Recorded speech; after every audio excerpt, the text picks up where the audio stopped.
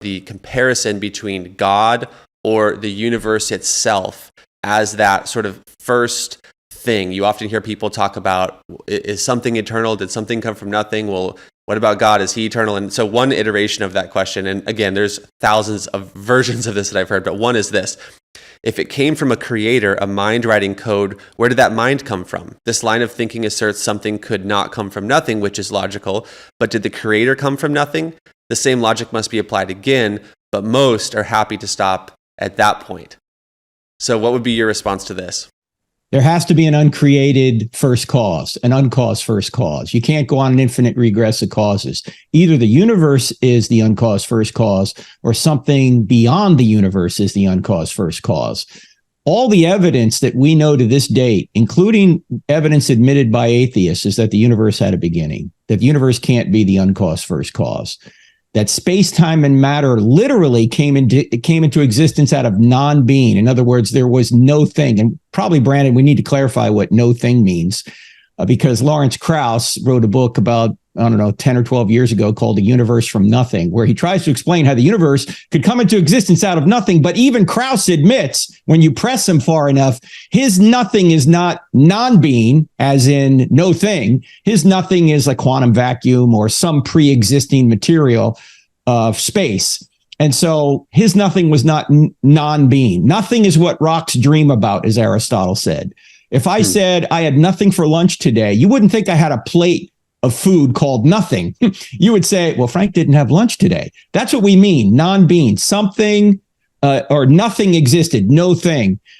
And when you look at the evidence, not only from science, but from philosophy, that the universe had a beginning, that time had a beginning, you have to conclude that whatever created space, matter, and time, or space, time, and matter more accurately, can't be made of space, time, and matter. In other words, the cause must be spaceless, timeless, immaterial, powerful to create the universe out of nothing, personal in order to choose to create, because to go from a state of nothingness to a state of creation, someone had to make a choice, and only persons could make choices. The cause would also have to be intelligent, to have a mind to make a choice. So I always ask people, whenever you think about a spaceless, timeless, immaterial, powerful, personal, intelligent cause, who do you think of? And most people, of course, would rightfully say God. Now, this doesn't mean it's the Christian God. I mean, this could be Allah or some other theistic or deistic God, but it is a being that is spaceless, timeless, immaterial, powerful, personal, and intelligent. Now, take that second attribute, timeless. If this being is outside of time, that means it didn't have a beginning. If it didn't have a beginning, it didn't have a cause. So the being that created the universe, as far as we know, appears to be the uncaused first cause, the uncreated, spaceless, timeless, immaterial, powerful, personal, intelligent creator. So the evidence just points to that being existed. That being didn't have a beginning, which means that being didn't have a cause. That being is the uncaused first cause. And biblically, that being would be the great I am, the being that had no beginning, the being that had no end, the being that just bees. And by the way, Jesus himself claimed to be that being, because when he's pressed by the Pharisees, he says, before Abraham was born, I am. And what's the I am quotation from? It's a quotation from Exodus 3:14, the burning bush. Do you remember when God appeared to Charlton Heston? And Moses says to God, who should I tell the Israelites you are? And God says to Moses, tell them I am sends you. The being that had no beginning, the being that will have no end, the being that is the ground of all being. So yes, the person has the right intuition that you can't go on an infinite regress of causes, but the person stating that doesn't realize there has to be an uncaused first cause. It's either the universe or something outside the universe, and all the evidence shows it's something outside the universe. So I think a lot of people, though, do still believe that the universe, or maybe a previous universe or a multiverse or something else, has a eternal nature to it. And I think that what you're saying is that, at least as it relates to this observable universe that we can look at with scientific instruments, you're saying that the science is pointing to that this universe is not eternal. Is that right? This universe is not eternal, and according to Alexander Vilenkin, who's an agnostic astronomer, if you're just sitting on a large sum of money in the bank, that money is depreciating at whatever the interest rate is that year. I mean, that's just a fact. You're losing purchasing power. That's why more people are looking at real assets like physical gold and silver to protect their savings, to offset against inflation, to be diversified in their portfolio. And this company that I'm going to tell you about today makes that really easy. They're called Noble Gold Investments. You can buy gold or silver, coins or bars, and have them shipped to your home and stored securely. It's a smart way to convert cash into something that actually holds value across time. Noble Gold is fair, transparent, and they don't pressure you like some of these companies. They just offer solid information and real options. When you own real assets, you have real wealth. Obviously, investing in anything, including precious metals, has some risk associated with it. So obviously, talk to your financial advisor before making any investment decisions. But if you are interested, call 877-646-5347. That's 877-646-5347. That's 877-646-5347, or click the link in the description below. Now back to the video. The Vilenkin-Gord-Booth theorem from 2006. In fact, I have the book on my shelf. It's Many Worlds in One, written by Alexander Vilenkin, who's a believer in the multiverse, by the way. This guy's an agnostic, but he's saying, look, even if there are other universes out there, there has to be an absolute beginning. Now, he doesn't think it's God, but my question is, what else could it be? So you don't get rid of the need for a creator by multiplying creations.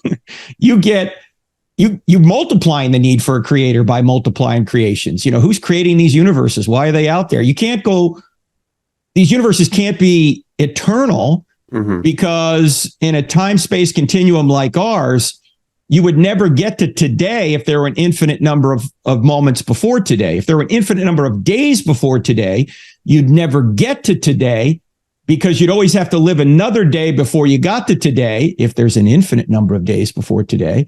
But since today is here, there can only be a finite number of days before today. And if that's the case, then someone created time, and that timeless being didn't have a beginning itself, which means that being's eternal.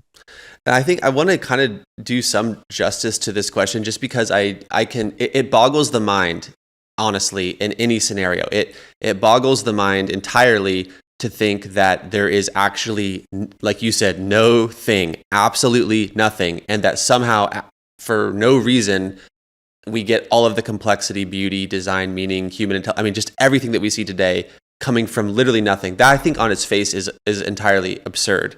But then the second option would be some sort of eternal thing that isn't God, that is somehow material or something. And I think this is where a lot of people are. I don't think people are saying nothing created everything for no reason. I think they're saying, where do you get this supernatural being? And isn't it more likely that there's just like an eternal atom?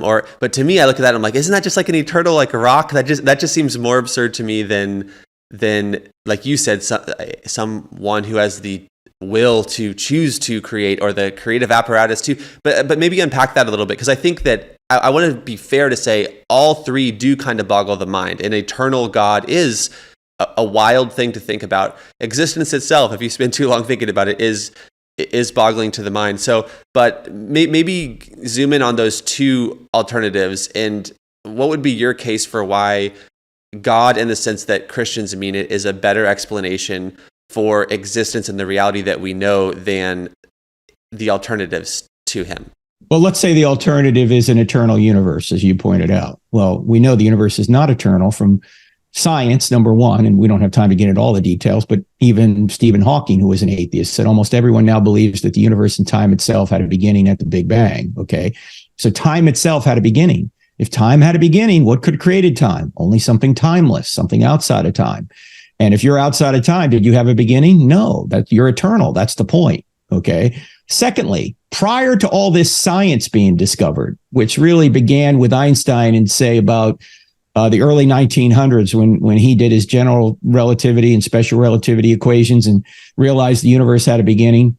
Prior to that, atheists had no problem believing in an eternal universe. They said, oh yeah, the universe is eternal. As soon as they realized the universe wasn't eternal, and theists began saying, well, the eternal being is God, they suddenly had said, well, you can't have an eternal God. Wait a minute. Whoa, wait. You had no problem believing in an eternal universe, but now you're saying there's a problem believing in an eternal God? Why? Even Richard Dawkins and Lawrence Krauss, 10, 12 years ago, they did this tour, and they themselves admitted that one could make a pretty good case for a deistic God. In other words, a creator who just creates and then leaves his universe. But they said, well, I wouldn't personally accept that case, but you could make a case for it. Now, my question is, what's closer, deism and theism or deism and atheism? Deism and theism are a lot closer than deism is to atheism. Deism meaning a God who just creates the world and then leaves it. Why are you open to a God who can create the universe, but not open to a God who creates the universe and intervenes in the universe? I think I know the answer, and it might be in Lawrence Krauss's admission that he celebrates there's no God. Why would you celebrate there's no God? It seems to me there's a moral component here. He doesn't want a God who brings morality with him. He's fine with a God who, just creates and then leaves us alone, but he doesn't want a God who's going to stick his nose into his business. That would be inconvenient. And so it seems to me you're left with two possibilities. Either matter gave rise to mind or mind gave rise to matter.